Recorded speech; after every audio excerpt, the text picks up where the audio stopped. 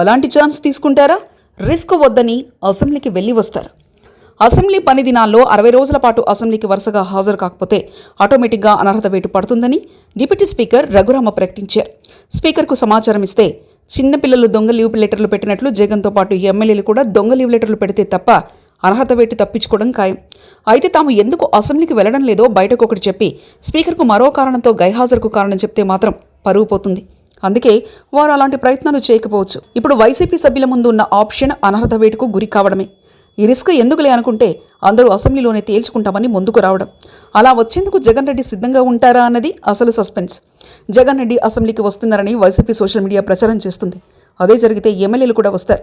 అసెంబ్లీలో ఏం జరుగుతుందనేది పక్కన పెడితే ఆయన వస్తే మాత్రం ప్రతిపక్ష నేత హోదా ఇచ్చే వరకు రానని చేసిన ఛాలెంజ్ను పక్కన పెట్టినట్లవుతుంది. కానీ జగన్ మనస్తత్వం దానికి విరుద్ధమని చెప్తున్నారు. అయితే అందితే జుట్టు, అందకపోతే కాళ్ళు పట్టుకునే టైపు జగన్. ఏమైనా చేయవచ్చని మరికొందరు విశ్లేషిస్తున్నారు.